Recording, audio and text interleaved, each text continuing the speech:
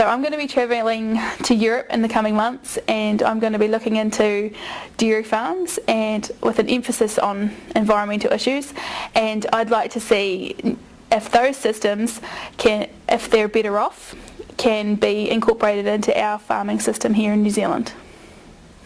The environmental issues is a huge part of New Zealand culture in dairy farming and in life, and I hope that the environment that I leave behind is in good enough shape that can go forward to the future, because I think that dairy farming is for the future. Hi, my name is Heron.wmv and I'm a dairy farmer here in Southland. I've been dairy farming for the past 5 years. I contract milk out at Otautau, 2,500 cows. We run 2 dairy units. So with milking that many cows, you can imagine we have a lot of effluent. Effluent is a huge part of dairy farming. The effects on the environment obviously are a big part of dairy farming life, with it being displayed in the media as us being dairy farmers. The waterways here in Southland and around the country have turned green and we all get the blame for that.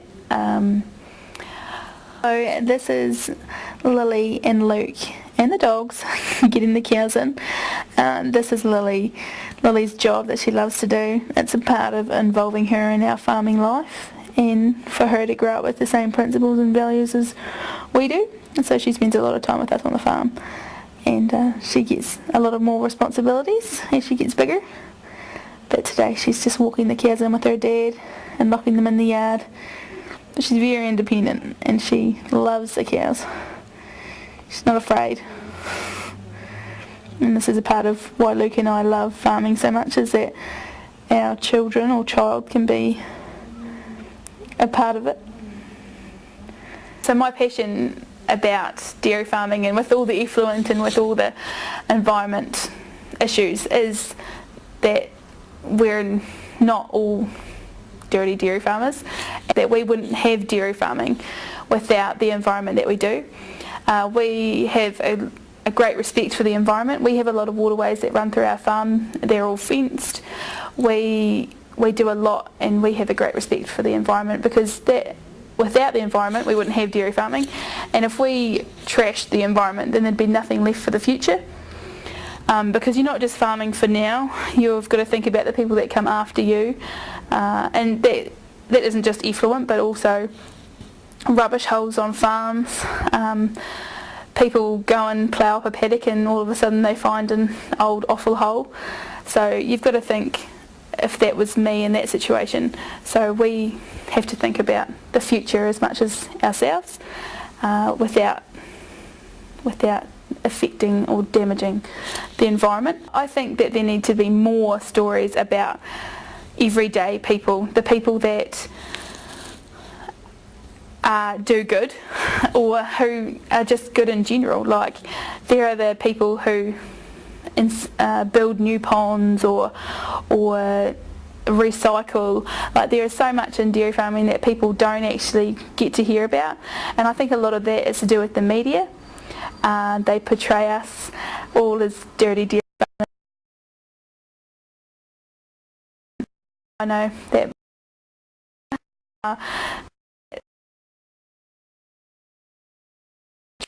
very hard. If you stepped into our rotary shed, you would see clean. It's white and steel, and our staff are a huge part of that. They take great pride in having a clean cow shed, and we're in a food industry, so it has to be clean. I mean, there are exceptions. Cows do poo when you're milking them, but there are hoses, and our staff need to be credited for that. They play a huge role in having a clean, tidy cow shed. I think there's a lot out there of farming groups that recognise certain people in certain areas. Like, there are people within Dairy Women's itself. We've run field days on farm recycling. I think that had a big impact in the people that attended and into the community, as it was recorded in the paper. I think it's little steps that go a long way. The little things from recycling your cans at home, then teaches maybe your children to recycle on home, and then you can slowly integrate those sorts of things into your farming lifestyle. Like, I don't expect people just to all of a sudden one day instantly start recycling or instantly change their system. I think that it's a slow process, but you reap the rewards as you go. And I think that there are a lot of good things happening in the industry, in discussion groups, and Dairy Women's itself has a lot to do with having a clean image, and because you don't really want people to see you as a dirty dairy farmer. Even within dairy farming itself, you know who the people are that aren't, and I would never want that reputation. It's not something that I would ever want to have, and I'm pretty sure that's the go with most people, but some people are exceptions. We run a clean system, and that we have ideas that people might look at and go, oh man, I could try that. As a leader, yes, we've been in the paper for recycling on our farm. It's something that people can get a little bit relaxed in, and that you have to really be pushed, but you've got to want to do it yourself before you can expect anybody else to do it. We recycle in our home, and our daughter, who's 4, can tell the difference between recycling and throwing in the rubbish and throwing it in the pig bucket.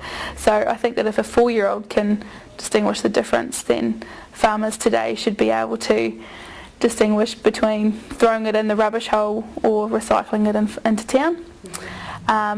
And I know that there are a lot of services that can provide that, but you've got to put in the effort, and there are people out there who will help you. And that she's good work ethic when she works alongside us. This is her chasing the cows into the yard.